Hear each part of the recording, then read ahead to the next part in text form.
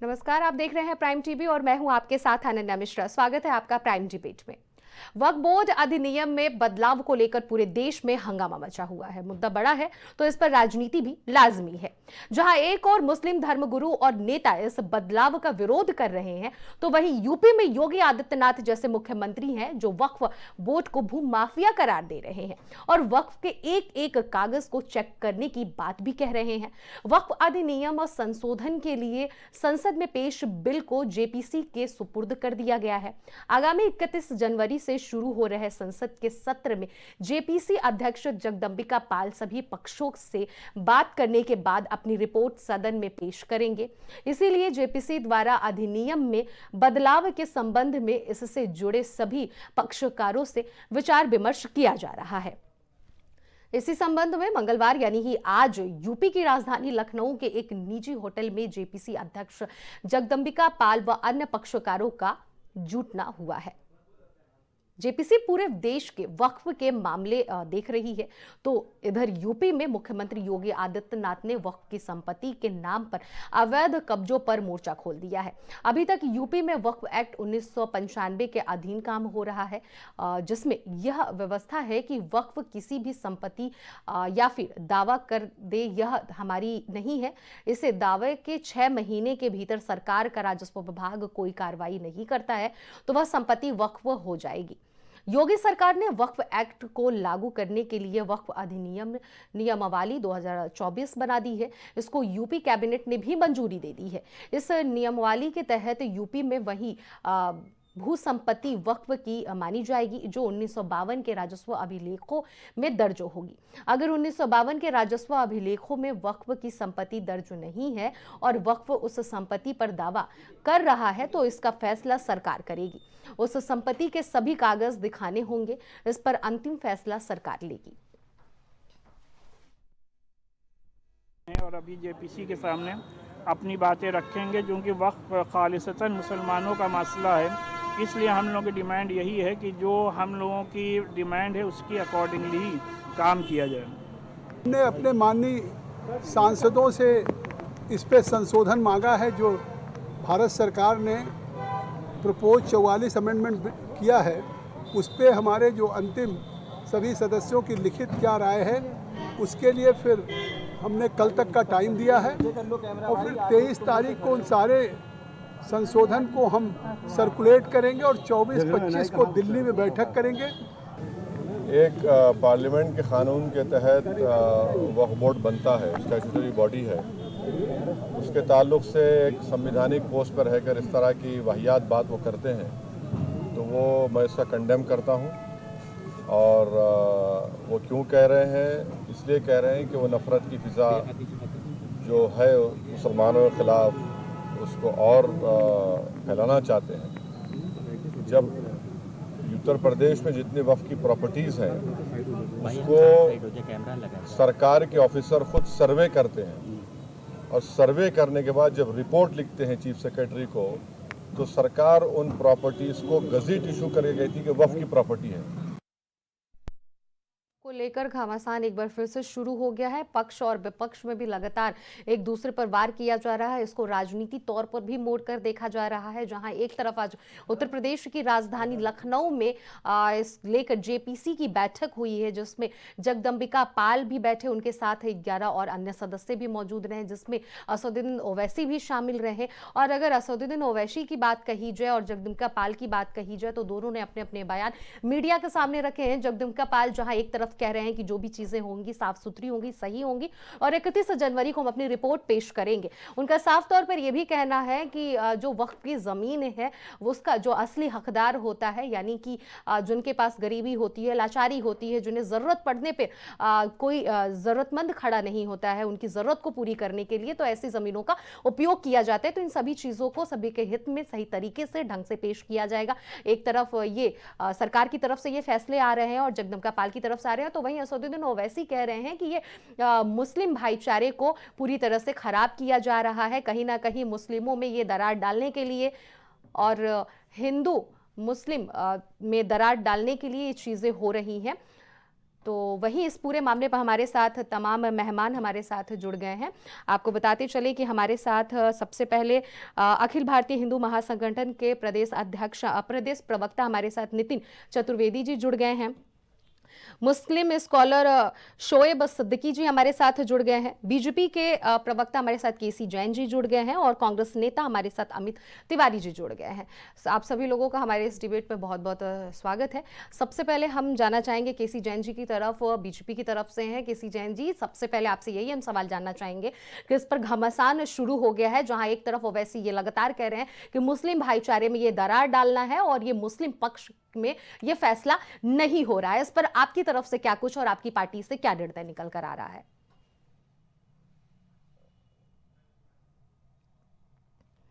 केसी जैन जी से हमारी संपर्क टूट गई है। अब हम सीधे जाना चाहेंगे नितिन चतुर्वेदी जी की तरफ। नितिन जी, आप बताइए कि ये जो फैसला वक्फ की तरफ से हो रहा है, कई कानूनों की बात चल रही है और मुस्लिम जो धर्मगुरु हैं या फिर यूं कहा जाए ओवैसी, उनका ये कहना है कि मुस्लिम भाईचारे में दरार डालने की कोशिश है योगी सरकार या फिर बीजेपी पर वो वार कर रहे हैं। इस पर आप क्या कहना चाहेंगे? देखिए, इसमें हिंदू मुस्लिम का तो मामला कहीं से बनता ही नहीं है। ये जिस तरह की बयानबाजी ओवैसी जी कर रहे हैं, ओवैसी जी कोई पहली बार बयानबाजी नहीं कर रहे हैं।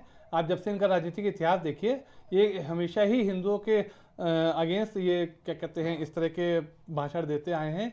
इनके भाई कभी आपने भाषण सुने होंगे किस प्रकार से वो हिंदुओं को टारगेट करते रहते हैं, किस प्रकार से हिंदू देवी देवताओं को भी टारगेट करते रहते हैं। और दूसरी बात रही, देखिए इसमें हिंदू मुस्लिम का मामला कहाँ से आ गया? भाई हिंदू के पक्ष में कोई बोर्ड है ही नहीं। कभी आपने किसी मुस्लिम भाई का सुना कि भाई हिंदू बोर्ड भी होना चाहिए? और सनातन बोर्ड की मांग उठ रही है, अब देखिए उसमें कितनी अड़चने आएंगी। क्यों नहीं बन रहा है? क्या जब से ये देश आजाद हुआ, क्या इस देश में क्या सिर्फ मुस्लिम वर्ग ही रहता है, हिंदू वर्ग नहीं दिखा किसी को? ये तो खुद ही दर्शाता है कि किस तरह से एक तरफा वोटों को लुभाने के लिए राजनीति की गई और सिर्फ वक्फ बोर्ड बनाया गया। क्या आपने सुना कभी किसी सिख के लिए कोई संगठन बनाया, इस तरह का बोर्ड बनाया गया हो, या किसी ईसाई के लिए बोर्ड हो, या किसी जैन के लिए बोर्ड हो? सिर्फ एक ही समुदाय के लिए क्यों बोर्ड बनाया गया? और किस तरह की संपत्तियों के वो हो रहा है? अगर इसमें संशोधन बिल आ रहा है तो मुझे नहीं लगता इसमें कोई दिक्कत है। अगर महिलाओं को इसमें जोड़ने की बात आ रही है तो इसमें बुराई क्या है?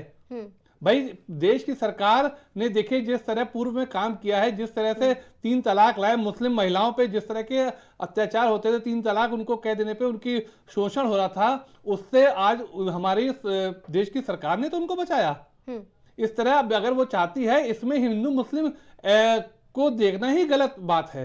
मुझे नहीं लगता कि इसमें हिंदू मुस्लिम फैक्टर को लाना चाहिए। ठीक है, शोएब सिद्दीकी जी, आप इसका जवाब दे दीजिए। जिस तरह से नितिन चतुर्वेदी जी कह रहे हैं कि मुस्लिम और हिंदू की लड़ाई नहीं है, लेकिन शोएब जी, असदुद्दीन ओवैसी का जो फैसला आया है उस पर आप क्या कहना चाहेंगे और आपकी क्या प्रतिक्रिया इस वक्फ बोर्ड को लेकर जो तरह तरह के कानून बनाए जा रहे हैं?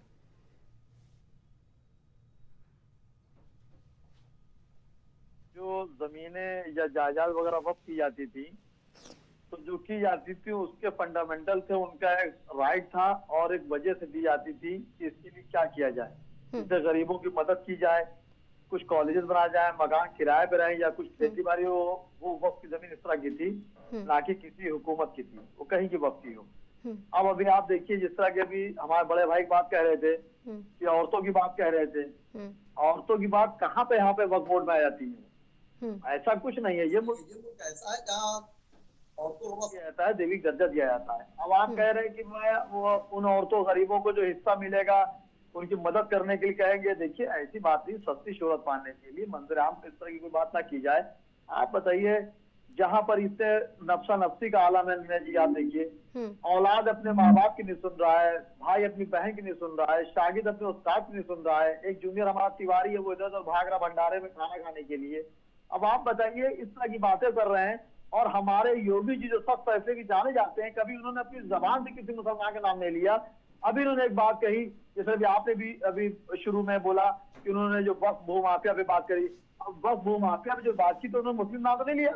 जाहिर सी बात है, वक्फ की जमीनों पे जो लोग भी कब्जा कर रखे हैं, आपके चैनल द्वारा कह रहे हैं, कोई कर रखा है, किसी भी समुदाय का कर रखा है, तो गलत है। अगर वक्फ की जमीन मैंने किसी वजह से किसी गरीब के लिए या वक्फ कर दी है कि इससे किसी का फायदा हो, सामूहिक हो, अब मैं सिर्फ सिंगल उस पर मैरिज हॉल बना लूं, मल्टी स्टोरी बना लूं, खेती बाड़ी करूं, 100-200 मकान किराए पे रख लूं, तो ये गलत है। तो मुख्यमंत्री जी का इंटेंशन ये था अब जहां तक क्या आप देखिए वक्त की बात हो रही, जो मीटिंगें चल रही है उसमें बहुत सी भीड़ थी, बहुत से लोग गए थे, इसमें खासकर जगदम्बिका पाल मौजूद रहे, वो ऐसी मौजूद है चूंकि कमेटी में वो है, और एक सांसद जी भी दिल्ली से राब्ता करते दानिश अंसारी जैसे मौजूद है। तो मुल्क के वजीर आजम का ये कहना है कि वक्त में अगर मैं किसी तरह की कोई बात सामने मंजर-ए-आम पर आती है तो मैं सबको लेके चलूंगा, और जितने भी धर्म गुरु हैं, खासकर शिया धर्म गुरु भी, चूंकि शिया वक्फ बोर्ड भी होता है, सुन्नी वक्फ बोर्ड भी होता है, तो उन्होंने सबको लेके चले हैं कि अगर कोई भी बात होगी तो मिलजुल के होगी। अब अपनी अलग अलग प्रतिक्रिया हो रही, कई मामला कहा जाहिर है वक्त मेरी मामला है तो उसमें अलग हट के नहीं जा सकते, जाहिर सी बात है मैं भी नहीं हट के जा सकता हूँ, लेकिन मैं समझता हूँ सस्ती शोहरत पाने के लिए इस तरह बातें नहीं करनी चाहिए। मीटिंग चल रही है और वो जगदम्बिका पाल ने कहा है कि मैं इस रिपोर्ट को दिल्ली भेजूंगा, गालिबन 31 को पेश करेंगे, तो जब वो पेश करेंगे देखें मीटिंग में क्या आया और उन्होंने क्या निर्णय दिया। तो मेरी गुजारिश रहेगी मुल्क के वजीर आजम से भी इस पे बहुत ही सोच समझ के विचार किया जाए, संभल जैसा मामला ना कर दिया जाए कि फौरन ऑर्डर दे दिया जाए और फौरन मस्जिद की नाप जोक दे दी जाए, जिससे हर बर्फा मौजूद हो गया था। तो ये मेरी हमेशा ही गुजारिश रही कि इस तरह की कोई बात ना की जाए जिससे मुल्क की जो एक गंगा जमनी की तहजीब और मिसाल दी जाती है उस पर किस तरह की आंच आ जाए। और वक्फ बोर्ड जहाँ तक जाहिर सी बात है वक्फ की जमीनें जो वक्फ करी जाती है वो मुस्लिम समुदाय की ठीक है। अमित तिवारी जी से हम जवाब लेना चाहेंगे। अमित जी आपसे, ठीक है, शोएब जी, ठीक है, अमित जी से जवाब लेना चाहूंगी। अमित जी, कांग्रेस पार्टी को क्या लगता है वक्फ को लेकर जो कानून बनाए जा रहे हैं और उत्तर प्रदेश में जिस तरह से बैठक हुई है, पूरे देश में जो बैठक हो रही है, संशोधन हो रहा है, उस पर कांग्रेस पार्टी इस वक्फ बोर्ड को किस नजरिए से देख रही है और इस संशोधन को किस तरह से देख रही है? देखिए, वक्फ बोर्ड के बिल पर कांग्रेस पार्टी अपना रुख संसद में स्पष्ट कर चुकी है और इसी वजह से ये जेपीसी के माध्यम से गया है। जो कि जेपीसी कमेटी विचाराधीन है, के अंदर विचाराधीन है, तो हमें लगता है कि अगर कोई मामला विचाराधीन किसी कमेटी के पास है तो उसके बीच में कोई राजनीतिक टीका टिप्पणी करना, तो उस कमेटी और वो कमेटी चूंकि लोकतंत्र के सबसे बड़े मंदिर से बनी है तो उस पर भी उंगली उठाना होगा। इंतजार कीजिए, कमेटी के अध्यक्ष जगदम्बिका पाल जी ने कहा है कि हम 31 जनवरी को रिपोर्ट पेश करेंगे, तो जाहिर सी बात है कि ये तो ये लखनऊ की एक बैठक है और बहुत सी बैठकें हो चुकी हैं, उनमें जो भी निष्कर्ष निकल करके आएगा वो देश के सदन में प्रस्तुत होगा और जनता देखेगी इस चीज को लेकर। लेकिन हम इस बात को जरूर मानते हैं कि जो उत्तर प्रदेश के मुख्यमंत्री योगी आदित्यनाथ जी एक सस्ती लोकप्रियता पाने के लिए धार्मिक उन्माद को किसी भी हद तक बढ़ा सकते हैं, ये उनके लिए नया नहीं है। और हम लोग और देश और प्रदेश की जनता वो किसको क्या कह सकते हैं, जहां से उनका बचाव होता है उसको समर्थन दे सकते हैं और जहां से उनको हिंदू मुस्लिम और इन सब एंगल्स दिखते हैं वहां पर वो कुछ भी बोल सकते हैं। हर कोई जानता है, हर कोई समझता है, लेकिन हम जरूर इस बात को कहते हैं कि वो कुंभ जैसे आयोजन में आगजनी की जो घटना हुई है उस पर वो कभी नहीं बोलेंगे। उनकी पुलिस गीता प्रेस के का जो नुकसान हुआ है उन्होंने स्पष्टीकरण दिया, उनको दबाने के लिए गीता प्रेस को दबाने लगातार दबाव बना रहे हैं। कुंभ जैसे एक इतने बड़े धार्मिक आयोजन जिसे वो एक मैनेजमेंट की तरह प्रस्तुत कर रहे हैं, जबकि हम तो उसे एक ही बहुत ही पवित्र हम पुण्य कार्य के लिए मानते हैं, जिसका भी उन्होंने राजनीतिकरण कर दिया। खैर, उनको उससे जो कुछ भी मिले। तो योगी जी के जिस बयान की आप बात कर रही थी वो एक सस्ती लोकप्रियता पाने और धार्मिक सौहार्द को छिन्न भिन्न करने के लिए वो काफी है, वो सदैव करते आए हैं। हम उनसे इससे बेहतरी की अपेक्षा भी नहीं कर सकते। एक सवाल का ये भी जवाब दे दीजिए अमित जी कि जो फैसला 31 जनवरी को जो आया है कि निकलकर सामने आने वाला है, क्या उस फैसले का मान कांग्रेस पार्टी करेगी? ये भी जरा जवाब दे दीजिए। देखिए, मैं तो कह रहा हूँ ना, उस जो जेपीसी बनी है उस जेपीसी में कांग्रेस पार्टी के भी लोग हैं, विपक्ष के लोग भी हैं, सत्ता के विपक्ष के भी लोग हैं। जो निर्णय आएगा वो सर्वसम्मति से आएगा और जो भी सर्वसम्मति से निर्णय होगा वो सदन में प्रस्तुत होगा और प्रस्तुत होगा तो सदन की मर्यादाओं का पालन कांग्रेस पार्टी ने सदैव किया है। ठीक है, आपकी तरफ से ये मैं मान लेती हूँ कि आपने बोल दिया कि उसका मान करेगी। ठीक है, अब केसी जैन जी की तरफ हम रुख करेंगे। केसी जैन जी, जिस तरह से कहा जा रहा है कि बीजेपी पार्टी या फिर यूं कहा जाए योगी आदित्यनाथ सस्ती लोकप्रियता पाने के लिए इस तरह के बयान देते हैं और हिंदू मुस्लिम को हमेशा से शुरू से ही बीजेपी पार्टी लड़ाते हुए आई है और कहीं ना कहीं ये एक नया तरीका है वक्फ बोर्ड को लेकर, जिस तरह से तमाम जो बयान सामने आए हैं इसका सिर्फ और सिर्फ एक ही नजरिया जो देखा जाए यही निकल कर आ रहा है। आप क्या कहना चाहेंगे? आपकी पार्टी जो तमाम चीजें निकाल कर लेकर आ रही है, इस पर आपका क्या फैसला है? देखिए, पहली बात तो ये है कि क्या माननीय योगी आदित्यनाथ जी को आज की डेट में सस्ती लोकप्रियता की आवश्यकता है? और लोकप्रिय बनाने का काम तो विपक्षी करता है। माननीय मुख्यमंत्री जी को रही है, आज ही नहीं कहते भाई ये बुलडोजर बाबा है, कहते भाई ये इनकाउंटर बाबा है, कहते भाई जितने भी अपराधी थे या तो जेल में हैं या तो बाहर चले गए हैं। तो जातीय और ये अपराधियों भी का क्या आरोप है? लगाते हैं जब कोई अपराधी पकड़ा जाता है और उसके घुटने पे गोली लगती है, अपंग हो जाता है, तो कहते हैं ये फेक इनकाउंटर है, ये हाफ इनकाउंटर है। श्री अखिलेश यादव जी उसको हाफ इनकाउंटर कहते हैं। कहते हैं हाफ इनकाउंटर करने का काम योगी जी कर रहे हैं। यानी कि योगी जी का महिमा मंडन करने का काम तो विपक्ष ही कर रहा है और कह रहे सस्ती लोकप्रियता। काहे की सस्ती लोकप्रियता की आवश्यकता है? दूसरी बात ये कि देखिए जो वक्फ का मामला है, पहली बात तो ये कि इसके अधिकारों में अतिरेक दिखाई देता है और समय समय तमाम सारे संशोधन करके सभी पार्टियों ने इनको ऐसे ऐसे अधिकार दे दिए जिनका ये दुरुपयोग कर रहे हैं, यानी कि मनमानी कर रहे हैं। अगर कोई नियम है, कहीं पे कोई कानून है, तो उसमें मनमानी नहीं होनी चाहिए।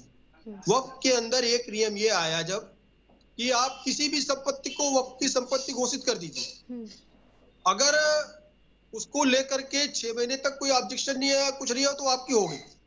कैसे हो गया भैया? ये कौन सा नियम है? ये हो सकता है। दूसरी बात ये कि जो वक्फ को घोषणा करता है उसके बाद में केवल और केवल हाई कोर्ट में उसका चैलेंज हो सकता है, वो भी बहुत टेढ़ी प्रक्रिया है। और जो ये अधिकारों की बात करते हैं, देखिए ये मामला क्यों शुरू हुआ, इसमें संशोधन की आवश्यकता क्यों पड़ी? पहली बात तो ये कि येरुचुंदरई में तमिलनाडु में पूरे की पूरे गांव को कह दिया ये वक्फ की संपत्ति पे लोग बसे, इसको खाली करें। और अभी आप देखिए कि जो ये कुंभ का आयोजन हो रहा है, इसमें कहा भाई इसमें 40 एकड़ जमीन, 400 एकड़ जमीन, 4000 एकड़ जमीन हमारी है, जबकि इसके पहले हजारों हजार वर्ष से यह आयोजन होता आ रहा है और उसी नदी के तट पर होता है। कभी इस तरीके का दावा वक्फ बोर्ड ने नहीं किया। अब कह रहे कुंभ की जमीन भी हमारी है, हमारी कृपा दृष्टि है जो आप उसमें मेला कर ले रहे हैं, आयोजन कर रहे हैं धार्मिक, संत महात्मा आपके वहां रुक जा रहे हैं। अगर हमारा बस चलेगा 1 मिनट में सबको हटा के खदेड़ के बाहर कर देंगे, कोई कुंभ नहीं लगेगा। ये वक्फ की संपत्ति है, हमारी दया दृष्टि पे आप कुंभ का मेले का आयोजन करते हैं। तीसरा क्या है, सूरत में नगर निगम भवन को कह दिया भाई ये वक्फ की संपत्ति पे बना हुआ है। कई जगहों पे तो ये भी कह दिया डीएम कार्यालय भी वक्फ की संपत्ति पे बना हुआ है।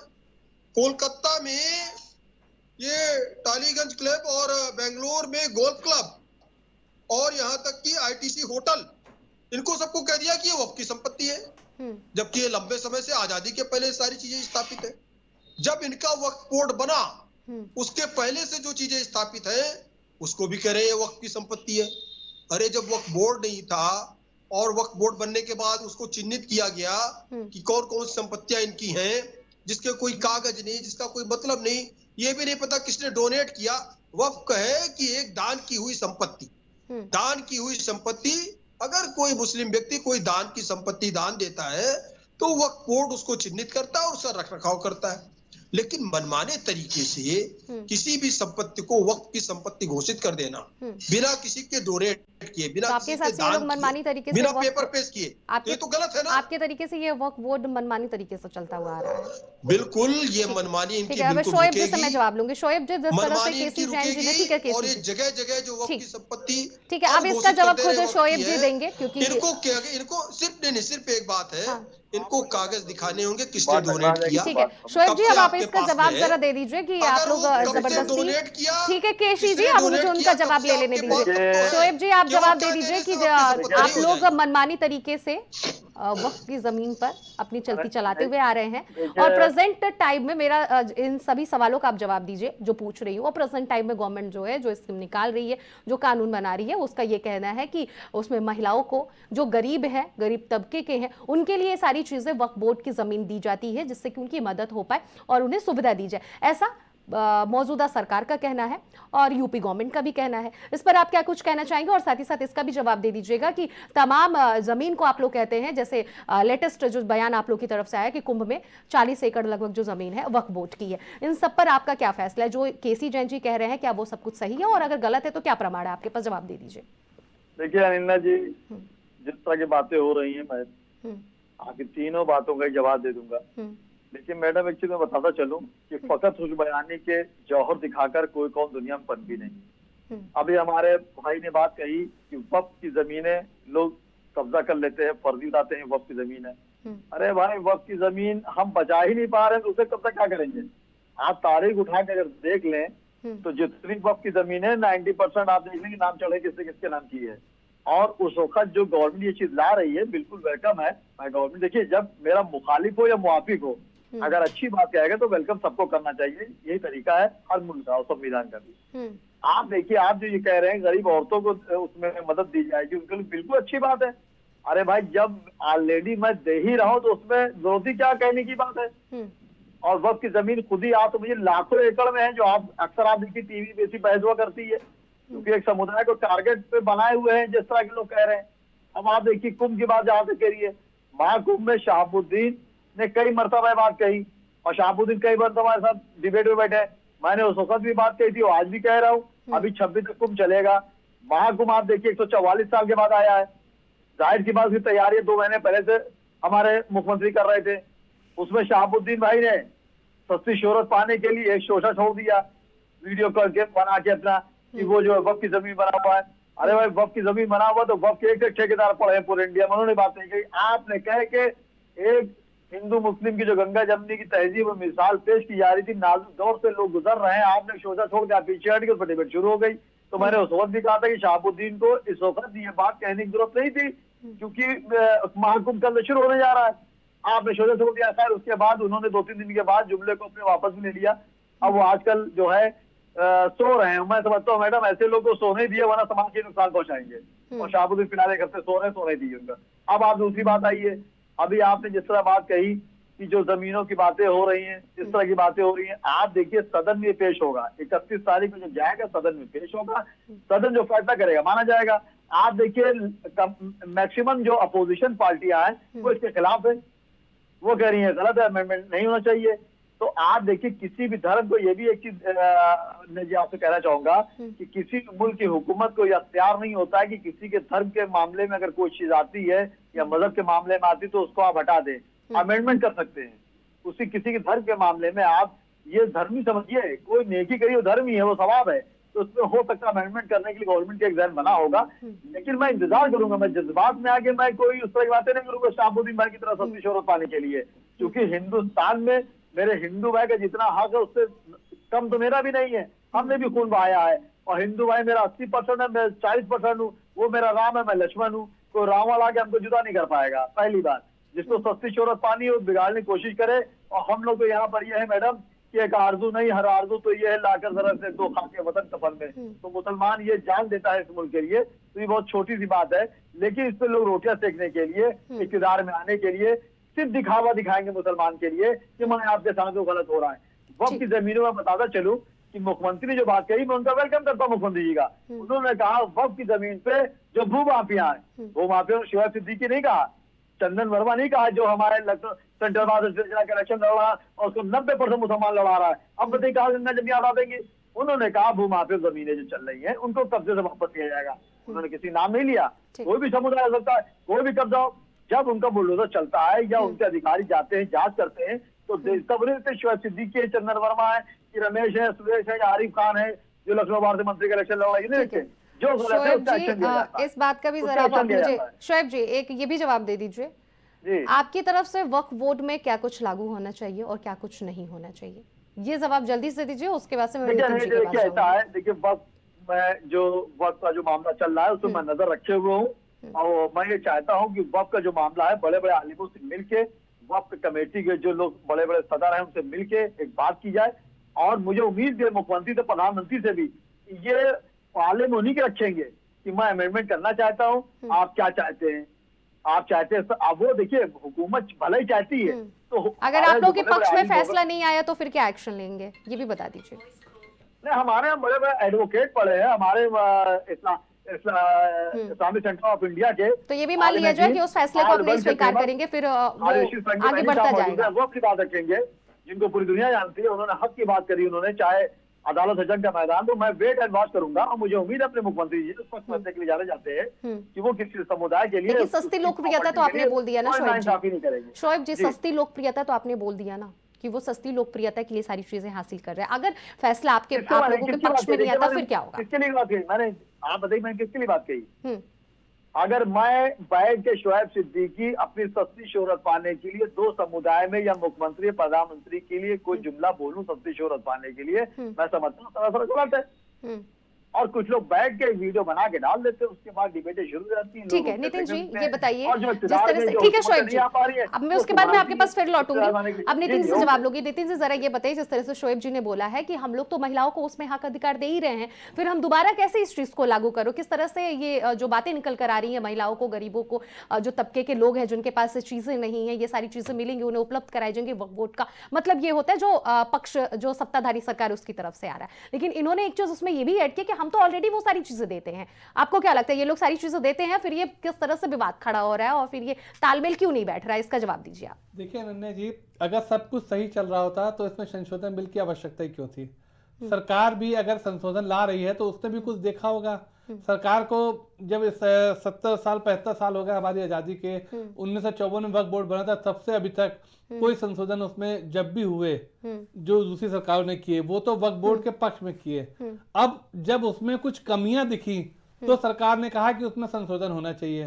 तो देखिए कुछ चीजें होती है जो सरकार कभी कभी जैसे कोई नियम लाती है, लागू करती है, लेकिन वो जमीनी स्तर पे कितने होते हैं ये तो आप भी जानती हैं। तो इसी तरह वक्फ बोर्ड में ये कह देना कि सब हो रहा है और जमीनी स्तर पे क्या हो रहा है ये तो जमीनी स्तर पे जाके ही पता चलेगा। दूसरी बात, देखिए अभी शोएब जी बहुत अच्छे आदमी हैं और इन्होंने देखिए आज हमारे देश में ऐसे ही मुस्लिम वर्ग के लोगों की जरूरत है जो हमारी गंगा जमनी तहजीब की बात करते भी हैं, जमीन स्तर पे रहते भी हैं। मैं वाकई शोएब जी को मैं पर्सनली भी जानता हूं, मैं उनको देखता हूं, वो वाकई बहुत अच्छा आदमी है। देखिए उन्होंने अभी क्या बात कही कि जो कुंभ मेले में सस्ती लोकप्रियता पाने के लिए शाहबुद्दीन ने बयान दिया कि ये वक्फ बोर्ड की जमीन है। अब इस तरह के लोग हैं इनको तो निकालना पड़ेगा ना, वरना ये तो हर जगह जैसे कभी डीएम कार्यालय, कभी प्रधानमंत्री कार्यालय, फिर कल हमारे मंदिरों पे खड़े जाएंगे कहेंगे राम मंदिर तो वक्फ बोर्ड की जमीन बना है, तो विवाद तो शुरू हो गए होगा ना। भाई आपका क्या, आप कल कह दोगे काशी हमारे वक्फ बोर्ड पे बना है, कल कह दोगे मथुरा बना है वक्फ बोर्ड पे, तो हम अपने आप को कैसे सुरक्षित करेंगे? वक्फ बोर्ड पहले आया कि भगवान पहले आए? अभी आपने देखिए खुद केसी जैन जी ने क्या कहा, 144 साल के बाद कुंभ आया है, यानी कि 144 साल पहले कुंभ था, लेकिन वक्फ बोर्ड तो नहीं रहा होगा ना 140 साल पहले, क्योंकि तो 1954 में आया है अस्तित्व में। तो यही बातें जो हैं कंट्राडिक्टरी हैं, इनको देखने के लिए संशोधन बहुत जरूरी है कि वक्फ बोर्ड जिस तरह से उसका कार्य चल रहा है, हर जगह अपनी संपत्ति दिखाने की उसके जो होड़ चल रही है कि ये संपत्ति हमारी, ये संपत्ति हमारी, उसमें संशोधन करना जरूरी है कि भाई जो संपत्ति आप बता रहे हो उसकी कोई जांच भी होनी चाहिए ना, कि सिर्फ आपने कह दिया संपत्ति आपकी तो नहीं हो जाएगी ना। और बाकी रही जो अभी हमारे कांग्रेस के नेता या शोएब भाई कह रहे थे सस्ती लोकप्रियता, तो केसी जैन ने बहुत अच्छा जवाब दिया कि हमारे जो योगी बाबा उनको लोकप्रियता की जरूरत ही नहीं है, वो तो वैसे भी अब तो देश छोड़िए विदेश में भी लोकप्रिय हो गए, उनको तो जरूरत ही नहीं है। और बाकी रही सस्ती लोकप्रियता की बात, तो इसी कांग्रेस ने राम को काल्पनिक बताया था, उसके लिए हलफनामा डाला था सुप्रीम कोर्ट में, ये कौन सी लोकप्रियता के लिए था ये भी बता दें अमित तिवारी जी। राम सेतु पे भी इन्होंने डाला था हलफनामा, ये कौन सी लोकप्रियता के लिए था। हमेशा हिंदुओं के अगेंस्ट काम करने लिए सरकारें, हमेशा एक समुदाय को खुश करने वाली सरकारें सस्ती लोकप्रियता करती चली आ रही है। स्वीकार करेंगे 31 तारीख को जो फैसले आएंगे वो कह रहे हैं कि वो स्वीकार करेंगे, ये तो आपके चैनल पे कर रहे हैं, तो 21 तारीख को पता चलेगा। अभी शोएब जी ने क्या कहा कि हम आगे भी लड़ाई लड़ेंगे ना उसकी। देखिए ये तो जब कुछ होता है, जब भी जो फैसला आपके पक्ष में नहीं आएगा तो आप उसका विरोध तो करेंगे, और इनका तो काम ही विरोध करना है, क्योंकि जो सरकार है उसका विरोध तो सारी पार्टियां मिलकर इंडिया गठबंधन बना के कर रही हैं। सारी पार्टियों को एक होना पड़ा एक पार्टी को हटाने के लिए, तो किस प्रकार के कार्यशैली है इनकी तो आप स्वयं देख रही हैं। लेकिन बात अगर वक्फ बोर्ड के संशोधन की यहाँ पे हो रही है, तो मैं चाहता हूं कि ये संशोधन जरूर होना चाहिए और पारदर्शिता जरूर होनी चाहिए कि जिस तरीके से वक्फ बोर्ड का कार्य चल रहा है आगे समय में हिंदू मुस्लिम दंगे ना हो, इसके लिए उसकी जांच बहुत आवश्यक है। ठीक है, अब अमित जी आप जवाब दे दीजिए, क्योंकि कांग्रेस पार्टी तो खुद जो राम मंदिर नहीं लाई, जो खुद अपने ही भगवान पे तमाम सवाल खड़े की, जैसा कि नितिन जी ने बोला है, और खुद अस्तित्व में नहीं है, ये सब पे क्या आप जवाब देना चाहेंगे? आपकी पार्टी अगर रहती, आपकी पार्टी की अगर सरकार रहती, केंद्र में रहती, तो क्या कांग्रेस पार्टी फैसला लेती मुस्लिम पक्ष को लेकर और हिंदू पक्ष को लेकर, और बीच में जो वक्फ बोर्ड है इस वक्त काफी ज्यादा उसको लेकर हंगामा मचा है, इस पर क्या फैसला सुनाती है? अब अमित जी आप इसका जवाब दे दीजिए, क्योंकि आपकी पार्टी पर तमाम ब्लेम भी लगते हुए आ रहे हैं। देखिए ब्लेम लगाना इनका काम है ना, ये पहले अपनी स्थिति को स्पष्ट करें कि ये संवैधानिक संस्थाओं को मानते हैं कि नहीं मानते हैं। जब जेपीसी का गठन हो चुका है और चीजें विचाराधीन है तो निर्णय आने दीजिए ना। उसके पहले इतना ज्यादा लोकप्रियता पाने का जो शौक चढ़ा है उसमें जरूरी नहीं कि ना कि इस प्रकार से बयानबाजियां की जाए। खैर उनकी वो आदत है। दूसरी बात, नितिन भाई अभी कह रहे थे कि 144 साल पुराना, हम सभी के लिए गर्व का विषय है ना कि 144 साल से के पहले से सब कुछ होता आ रहा है कुंभ का आयोजन। उसके पहले भी तो कभी भी किसी ने दावा भी तो नहीं किया था। लेकिन हम जानते हैं कि चाहे इस पक्ष को लेकर के हो चाहे इस पक्ष को लेकर के हो, जो डिस्टर्बिंग एलिमेंट्स हैं जिनका सिर्फ और सिर्फ उद्देश्य विकास की मुख्य धारा से जनता को गुमराह कर धार्मिक उन्माद की तरफ धकेलना है, ये लोग सदैव हर मुद्दे में अपनी राजनीति ढूंढते हैं। ये पहले इस बात को स्पष्ट करें कि जो मंदिर के लिए ये सब लड़ते रहते हैं। और दूसरा, जब मंदिर में अव्यवस्था उत्पन्न होती है उस पर तो कभी एक दो टूक नहीं कहते। ये पहले इसे स्पष्ट करें कि जिस प्रकार से प्रभु श्री राम जन्मभूमि तीर्थ क्षेत्र के बाहर जो रोड बनी वो 9 फीट धंस गई, भ्रष्टाचार की भीड़ चढ़ी, उस पर कभी नहीं। अब कभी नितिन जी को सवाल, ये विश्व हिंदू परिषद से है भाई साहब, कभी सवाल नहीं उठाते देखे होंगे। क्यों? क्योंकि वो वहाँ बोल ही नहीं सकते। जो जमीनों में घोटाला हुआ, जो भारतीय जनता पार्टी के जो मुख्यमंत्री हैं और पूरे नेता जो वहाँ पर घोटाला किए, वो पूरी सार्वजनिक कैग की रिपोर्ट हुई, उस पर कभी सवाल नहीं उठाते देखे होंगे, कभी बोल नहीं सकते। उन्होंने इनको कभी नहीं बोलते सुने होंगे। जो प्रभु श्री राम जी की जो हमारी मूर्ति प्राण प्रतिष्ठा हुई है, उसको बनाने वाला जो कारीगर था उसको पैसे नहीं दिए और ट्रस्ट के बीच वाले लोग खा गए, उन पर कभी सवाल उठाते हुए इनको नहीं सुने होंगे। तो इनका धर्म एक धंधा है, लेकिन हमारे लिए धर्म एक आस्था का विषय है।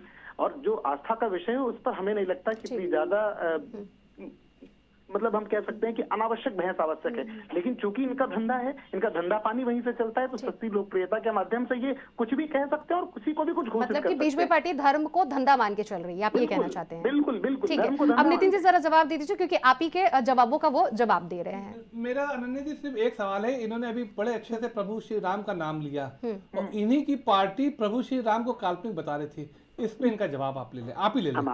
हमारी पार्टी और हमारे दल के सभी लोग जाकर के दर्शन भी कराएं। और जिन अरे सुप्रीम कोर्ट में हलफनामा आपकी पार्टी ने डाला था, आप सिर्फ इतना बता दीजिए उसमें आपकी सहमति थी कि नहीं?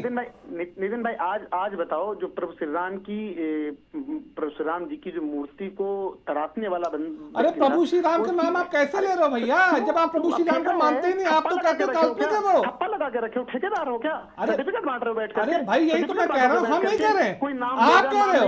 आपके नेता हलफनामा डाल रहे हैं भैया, आपके नेता ने हलफनामा डाला, आप सिर्फ इतना कहते हो आपकी सहमति थी कि नहीं थी? सर्टिफिकेट बांटोगे? हम नहीं बांट रहे, हम तो मान रहे हैं। हम तो कह रहे हैं कि प्रभु श्री राम पूरे 120 करोड़ हिंदुओं के हैं। बताओ ना, फिर बताओ। हम तो सिर्फ इतना पूछ रहे हैं कि आपने प्रभु श्री राम को काल्पनिक करने का जो हलफनामा डाला था वो सही था कि गलत, ये बता दीजिए। सिर्फ इस बात का जवाब दो कि प्रभु श्री राम के नाम पर मोटी मलाई खाने वालों से सवाल क्यों नहीं पूछते हो? अरे पूछेंगे, जरूर पूछेंगे, पहले आपसे तो सवाल का जवाब ले लें। कब पूछोगे? आप जवाब दीजिए, फिर मैं भी केसी जैन से पूछ लेता हूँ। आज नितिन भाई स्पष्ट करेंगे कि ये प्रभु श्री राम के नाम पर जो भ्रष्टाचार की मलाई खाने वाले जो भ्रष्ट हैं उनसे सवाल कब पूछेंगे? ठीक है, कब पूछेंगे? ठीक है, केसी जी इसका जवाब देंगे, क्योंकि बीजेपी की तरफ से हमारे साथ जुड़े हुए हैं। बीजेपी की तरफ से आप केसी जैन जी बैठे हुए, और आपका जवाब ये माना जाएगा कि पूरी की पूरी तरफ से बीजेपी पार्टी यानी कि भारतीय जनता पार्टी की तरफ से आ रहा है। जरा इस बात का जवाब दीजिए कि आप लोग धर्म के नाम पर मलाई खाते हैं और धर्म के नाम पर ही छुटपुट राजनीति करते हैं और अपना वोट बैंक हासिल करते हैं। कुल मिला जुला के बाद ओवरऑल यही निकलता है कि सत्ता में सरकार बनानी है। जल्दी से जवाब दे दीजिए, जिस तरह से अमित जी ने तमाम आरोप लगाई है आपकी पार्टी पे। देखिए अनन्या जी, राजनीति कौन कर रहा है लंबे समय से सबको, कपिल सिब्बल जैसे बड़े नेता कांग्रेस के, वो कोर्ट में खड़े होकर बहस करते नहीं, लंबी डेट दे दीजिए साहब, 2 साल बाद की डेट लगा दीजिए, फैसला ना आने पाए, कहीं भगवान राम मंदिर का निर्माण ना हो जाए। उनको पता था फैसला तो पश्चिम ही आना है कपिल सिब्बल जी को। तो पूरी की पूरी फौज खड़ी कर देते हैं वकीलों की भगवान राम के विरोध में। और ये काम कौन करता है? कांग्रेस करता है। भूल गए हैं। फिर कहते हैं भाई भाजपा की क्या भूमिका है फैसला लाने में या मंदिर निर्माण कराने में? ये तो कोर्ट का फैसला है।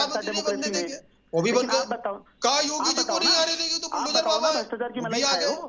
तो जनता जवाब आनंद जी देती है, पूछो जनता ना, मूल्यांकन आनंद जी करती है। पूछो। ठीक केवल है। एक व्यक्ति के केसी जी, वो मूल्यांकन मोटी करने से मलाई का मूल्यांकन बार नहीं बार होता है। जिक्र कर रहे हैं, विस्तार पूर्वक उनको मोटी मलाई का जवाब दे दीजिए जरा। बात हो रही है वक्फ बोर्ड की। देखिए, इन्होंने मोटी मलाई खूब बांटी, खूब खाई मोटी मलाई। आज बताओ अभी ना, मैं घोटाले गिराने प्रभु बैठूंगा, श्रीराम, पूरी डिबेट खत्म हो जाएगी, 2 घंटे लगा देंगे प्रभु तब भी। श्रीराम चाहे के कोयला मंदिर घोटाला हो, में चाहे काबिनेट मूर्ति घोटाला तराशने हो, वाले तक का भी चाहे पैसा आपका हड़पने 2G वाले इंस्पेक्टर घोटाला हो, चाहे ताबूत घोटाला हो, भ्रष्टाचारी लोग जितने आज स्वच्छता की घोटाले बात हैं, करते अगर घोटाले का सिर्फ आज नाम स्वच्छता की लेना बात करेंगे, तो 2 आज घंटे निकल स्वच्छता की बात जाएंगे। करेंगे। और फिर चोर चोर बोलते रहे अनंत जी, भाई। पूछो सवाल इनसे। केजरीवाल जी ने तो आरटीआई मांग मांग के वो दिखाया सारे होगा, जवाब दे रहे आरटीआई हैं। घोटाला। आज फिर ये केजरीवाल 7 कहाँ साल है? में हो गए, अनंत जी, क्यों कौन सा 7 साल जवाब? हो आज गए? केजरीवाल कहाँ है? 65,000 आज करोड़ का केजरीवाल जी घोटाला कहाँ हुआ था है? कॉमनवेल्थ, किसी छुपा हुआ है आज क्या? केजरीवाल जी कहाँ है? कहाँ गया वो आज पैसा? तो सिर्फ और सिर्फ मोटी कौन मलाई की घोटाला बात हो कर रही रहा है। था? जनता ने आपको क्यों हटा दिया दिल्ली पूछो। से? अरे बहुत जनता ने अच्छा जो काम कर रहे हैं, बहुत आशीर्वाद दिया, अच्छा हमने काम स्वीकार कर रहे कर लिया। हैं। बात हो लेकिन रही ये है तो वक्फ बताओ बोर्ड कि की, प्रभु बात के कहाँ नाम कहाँ पर लेके मलाई जा रहे कैसे हैं? खाए हो भाई? अरे आखिर आपको दिक्कत क्या है उसमें? हिंदू मुस्लिम अरे कहाँ से आ बताओ गया? ना। आप कह रहे बताओ ना। सस्ती लोकप्रियता, तथ्य नहीं आप है। कह रहे हिंदू मुस्लिम। बातें नहीं है। अगर वक्फ बोर्ड बस की गोल गोल घुमा कमेटी दो, में जलेबी बना दो। ठीक है, कोई ठीक महिला है। शामिल इसका हो जवाब गई हम है, शोएब जी से ही इसमें ले आपको लेंगे। क्या शोएब दिक्कत जी है? ही हमको जवाब देंगे। शोएब जी, क्या जरा दिक्कत ये हमें इसमें? जवाब दे दीजिए, जिस अगर तरह से कोई महिला केसी शामिल जी और होती है अमित जी में उसमें, लगातार आरोप और वक्फ प्रत्यारोप बोर्ड का में सिलसिला अगर जारी कोई है। महिला आप शामिल दोनों होती, लोग क्या चुप हो दिक्कत जाइए, है? केसी जी और अमित जी में शोएब जी जवाब दे रहे हैं। ठीक है, शोएब जी जरा ये बताइए कि नहीं, वक्फ बोर्ड एक को बार लेकर भी कांग्रेस मामला ने चल इसका रहा विरोध है। किया। मैं तो केसी शोएब जी और को शोएब धन्यवाद जी देता हूं। जवाब दे रहे हैं। अब आप शोएब शांत जी हो को जाइए, आपसे धन्यवाद जितना देता हूं, जवाब लेना था उन्होंने हमने ले इस चीज लिया। को स्वीकार किया शोएब जी ने कि केसी जी, वक्फ की केसी जी संपत्ति 2 मिनट अब घोषित शांत करना हो जाइए। अब गलत शोएब था। जी से मुझे पूछने दीजिए। शोएब जी, अब आप मुझे ये बताइए कि जिस तरह से ये लोग एक दूसरे पर आरोप लगा रहे हैं कि किसकी सरकार में क्या कुछ हुआ है, मोटी मलाई से लिए तमाम चीजें आ रही है। वक्फ बोर्ड में अगर बीजेपी की सरकार जिस तरह से काम कर रही है वक्फ बोर्ड को लेकर, और कांग्रेस पार्टी, आप ये बताइए कि सबसे बेहतरीन कार्य कौन सी सरकार में होता है? आपको लगता है कि बीजेपी पार्टी गलत कार्य कर रही है? तो आप इस डिबेट में आप खुलेआम इस बात को रख सकते हैं कि क्या आपको लगता है कि बीजेपी पार्टी जितना भी कुछ कार्य की है वो गलत किया, और अगर कांग्रेस पार्टी रहती तो क्या कुछ अच्छा करती? कौन सी पार्टी आपके हिसाब से लगता है कि वक्फ बोर्ड को लेकर सही निर्णय लेती? आप ही इसका जवाब दीजिए। ये जवाब मैं आपसे लेना चाहूंगी। जी जी अमेश जी, 30 सेकंड में एक बात कह दूंगा, तब बात का जवाब भी दूंगा। जल्दी जो जवाब उनका दे फर्ज दीजिएगा है- क्योंकि लौटने का भी वक्त तो हो रहा है। जी, शोएब जी, जी, देखिए, जो उनका फर्ज है वो अहले सियासत जाने, मेरा पैगाम मोहब्बत है जहाँ तक पहुंचे। अन्य जी, ये देखिए, किसी भी मुल्क पर अगर हुकूमत करनी हो तो उसका सबसे बड़ा हथियार होता है मजहब। अंग्रेजों ने भी इसका सहारा लिया और मेरे मुल्क को 100 साल लूटा, लेकिन जब उनका राज खुल गया तो उनको मुल्क छोड़ना पड़ा। तो मैं चाहता हूँ कि इस तरह सस्ती शोहरत पाने की, चाहे शोएब है कोई हो, इस तरह की बातें ना करें। आप देखिए, मलाई हर हुकूमत में काटी जाती है, उसमें कोई दो राय नहीं है। होता क्या है, जब डिबेट वक्फ बोर्ड पे हो या किसी बोर्ड पर हो या किसी अहम मौजू पर हो, लेकिन जब डिबेट हल्का सा रुख मोड़ लेती है तो वो दूसरे रुख पर चली जाती है, आदमी व्यक्तिगत हमले करने लगता है। आप देखिए, बीजेपी हो या कांग्रेस हो, वो नेशनल पार्टी है, रीजनल पार्टी जो है वो समाजवादी पार्टी है, और भी कई पार्टियां हैं, छोटी छोटी, ये डिबेट दूसरे। आप देखिए, जब जो भी हुकूमत मौजूदा होती है वो मलाई काटती है, और आप भी जानती है, मैं भी जानता हूँ, उसको दो राय नहीं है। कोई मंजर आम पे आके बात कहता है, कोई मंजर आम पे आके नहीं कहता। मेरा हमेशा ये बात कहे हम मुल्क में कि अपनी मफाद के लिए आप मुल्क को मत झोंके। आप देखिए, 47 से पाकिस्तान हमारे हाथ से निकल गया, वो दुख में नहीं झेल पा रहा हूँ। उससे हट के बांग्लादेश बन गया, दोनों मुल्क गालिबन हमारे खिलाफ रहते हैं। बांग्लादेश देखिए मुट्ठी भर का है, देखिए उसने क्या अंजाम किया, जबकि उनकी प्रधानमंत्री को हमारे नरेंद्र मोदी जी ने, शरण दी, और वहां के प्रधानमंत्री हमारे हिंदू भाई जुल्म कर रहे हैं। और मैंने हमेशा ऑब्जेक्शन लगाया, और मैं समझता हूँ मुसलमान भी लगाता है। आप देखिए, वक्फ बोर्ड की जहां तक बात चल रही है, देखिए जो 1954 वाली बात चल रही है, जब वो बना था उसमें तरह तरह की बातें सामने आई थी, और मैं वेट एंड वॉच वाला इंसान हूँ। आप देखिए 31 को जब वो करेंगे तो मैं उस पर देखूं क्या है, अगर उस पर अगर रहता है, जाहिर सी बात है, मुझे उम्मीद है कि मुख्यमंत्री सामने बात रखेंगे, प्रधानमंत्री सामने बात रखेंगे कि इसमें अमेंडमेंट इस तरह होना चाहिए कि आप चाहे करने के लिए। तो मैं सभी से कहना चाहता हूँ, हिंदुस्तान के नागरिक से कहना चाहता हूँ कि हिंदू दिखाई दे, कि मुसलमान दिखाई दे, आंखें तरस रही है कि इंसान दिखाई दे, अपनी सस्ती शोहरत और सस्ती मलाई खाने के लिए मुल्क को आप दो हिस्सों में बांटने की कोशिश ना करें। वक्फ बोर्ड की मीटिंग चल रही है, हमारे वहाँ इस्लामिक सेंटर के chairman all world famous Khalid Rasheed Pangimaini साहब से भी राब्ता लोगों ने किया, उन्होंने भी बिल्कुल सीधी और साफ बात करी। देखिए, मैं होता क्या मैंने जी, जब कोई घुमाने वाली बात करता है तब इधर उधर की बात होती है। मैं देखिए, मुल्क संविधान से चलता है, मैं संविधान को मानूंगा। एक और बात का जवाब दे दीजिए। फैसला है, मैंने उसको माना जी। एक बात का और जवाब दे दीजिए, आपको क्या लग रहा है बीजेपी पार्टी की तरफ से जो फैसला सामने आएगा वो आपको लगता है कि सरकार में वक्फ बोर्ड को लेकर सही निर्णय आएगा? देखिए, होता क्या है, मुस्लिम वोट पाने के लिए लोग इस तरह की बातें करते हैं, और जाहिर सी बात, एक समुदाय को लगता है कि जब ये हुकूमत आती तो हमारे खिलाफ हमें लगता है, लेकिन मैं इस चीज को नहीं मानता हूँ। मेरा अपना मानना है। आप देखिए, कंट्रोल पे 10 साल से सामान बिक रहा, 80% मुसलमान कंट्रोल से सामान ले रहा है। तो आप ठीक। किसी की अच्छाई को भी मंजर आम पे लाइए। देखिए, अगर हमारे अगेंस्ट जाता, मैंने फिर आपसे बात करी, अगेंस्ट जाता है तो मुख्यमंत्री खुद कहेंगे कि आगे रास्ता आप आगे उस पर करिए जाके। ठीक है, अगर तो लगता अब ये है मान वो लेते बोल हैं कि देता अगर है, फैसला आप लोग के तो अगेंस्ट आता है तो आप लोग आगे उसको कंटिन्यू करेंगे और कहीं ना कहीं दूसरा रास्ता जरूर अपनाएंगे। अब नितिन जी से आखिरी सवाल लेना नहीं, चाहूंगी। लेकिन नितिन जी, कोशिश ये रहेगी कि अब आप ये पब्लिक जवाब की हमें सेवा दीजिए, जिस तरह से वक्फ बोर्ड को जो लेकर जो निर्णय सामने आने वाला 31 तारीख को, ये बताइए कि क्या लग रहा है कि किस तरह से निर्णय सामने आएगा। देखिए केसी जी, आपके पास भी लौटेंगे नितिन से जवाब लेकर तुरंत। देखिए, निर्णय तो जो कमेटी है वो अपना खुद देगी, उस पर तो मेरा कोई कमेंट करना ठीक नहीं है। लेकिन हम ये चाहते आपको हैं, क्या लग रहा है कि मुस्लिम पक्ष में आएगा, उसके हित में आएगा, हितकारी होगा मुस्लिम पक्ष देखिए को जब लेकर? जब देखिए उस कमेटी में मुस्लिम पक्ष के भी लोग हैं, हिंदू पक्ष के भी लोग हैं, पार्टी से भी हैं, विपक्ष से भी हैं, सभी लोग हैं। तो जो सबकी राय होगी तो वो हमारे देश के चुनिंदा लोग हैं, वो जो भी निर्णय लेंगे बहुत सोच समझ के लेंगे।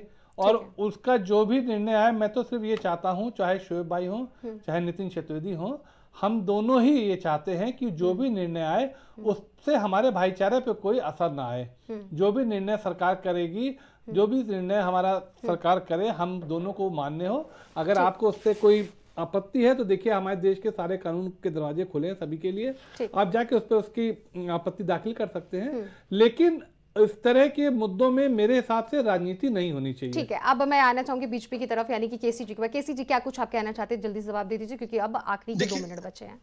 देखिए, कांग्रेस को तो भारतीय जनता पार्टी का फोबिया हो गया है। अगर कोई डिहाइड्रेशन का पेशेंट है और उसको अगर आप डॉक्टर उसको ये फोबिया सलाह कह दे, रहे हैं, अब मैं ये अमित जी से जवाब लेना चाहूंगी। नहीं, और अगर डॉक्टर अगर ये सलाह दे इसको ग्लूकोज चढ़ना चाहिए, लेकिन अगर कांग्रेस वालों को ये पता चल जाए ये डॉक्टर भाजपा ही है तो क्या करें, ग्लूकोज पर चढ़वा रहा, भले ही डिहाइड्रेशन से जीवन रहे या जाए। तो ये फोबिया है कांग्रेस को। दूसरी बात, अमित जी जरा जवाब दे दीजिए, आप लोग की पार्टी क्या फोबिया है? बीजेपी को लेकर आप लोग को फोबिया हो गया है? नहीं, ये आखिर अगर वक्त बोर्ड पे अमित जी जवाब दे रहे हैं। केसी जी, अमित जी जवाब दे रहे हैं, क्योंकि लौटने का वक्त है, मैं उनका भी जवाब जरूर लेना चाहूंगी। अमित जी, इसका जवाब जल्दी से दे दीजिए, आपकी पार्टी को फोबिया हो गया है? ये वक्त बोर्ड खत्म कर देंगे तो कह रहे हैं। अरे वक्त बोर्ड में संशोधन इसलिए हो रहा है जिससे कि जिसके हकूक बढ़ रहे हैं उनको अपने हकूक मिल सके, इसलिए उसको संशोधन हो रहा है। और जो तमाम सारे नाजायज मुद्दे उठते हैं उन पे विराम लग सके। वक्त बोर्ड कहीं थोड़ा ना खत्म हो रहा है। अगर उसमें एक महिला कैंडिडेट होगी, वो महिलाओं के बारे में सोचेगी, इसमें आपको क्या आपत्ति है भाई? क्या आपत्ति हो सकती है? और एक चीज है, कांग्रेस ने गलत चीज का कभी विरोध नहीं किया। यही इसी लखनऊ में जुम्मे की नमाज के बाद भगवान महावीर की मूर्ति तोड़ दी गई, एक भी मुलजिम नहीं बनाया गया, एक भी मुलजिम। भगवान बुद्ध की अमित जी से हमारा संपर्क नहीं हो पा रहा है, वरना मैं अमित जी से इस बात का जवाब लेती। ठीक है, आप केसी जैन जी, शोएब जी कहीं ना कहीं एक जवाब दे दिए हैं कि कोई भी पार्टी, किसी की भी सरकार हो, मलाई सभी पार्टियां खाते हैं। और कहीं ना कहीं उनका यह भी कहना है कि हिंदू मुस्लिम की एकता हमेशा बरकरार रहे, जो इस वक्त कहीं ना कहीं नफरत फैली हुई है इस देश में, वो भी ये दूर करना चाहते हैं। तो वक्फ बोर्ड पर ये डिबेट था और इसका साफ साफ निर्णय सामने निकल कर आ गया आप लोगों की प्रतिक्रिया से। बहुत बहुत शुक्रिया आप तमाम मेहमानों का हमारे साथ इस डिबेट में जुड़ने के लिए। तो इस डिबेट में जिस तरह से तमाम मेहमानों की तरफ से जो जवाब निकलकर सामने आया, इसका सिर्फ और सिर्फ एक ही निर्णय निकला है कि पार्टी किसी भी सरकार की, मौजूदा कोई भी सरकार हो, किसी भी पार्टी की सरकार बनी हो, लेकिन मलाई सभी सरकार खाते हैं, सभी अपनी वोट बैंक के लिए हासिल करते हैं। और बीजेपी हो या फिर कांग्रेस पार्टी हो, कोई भी पार्टी हो, सभी अपनी अपनी तरफ से कहीं ना कहीं जीत हासिल करने के लिए ही सारी चीजें, रणनीति अपनाते हैं। अब वोट पर 31 जनवरी को क्या कुछ फैसला आता है, इसका सभी पार्टियों को और सभी लोगों को इंतजार है। अब देखना यह होगा कि 31 जनवरी को क्या कुछ फैसला निकलकर सामने आता है। प्राइम डिबेट में फिलहाल इतना ही। बाकी खबरों के लिए बने रहिए प्राइम टीवी के साथ।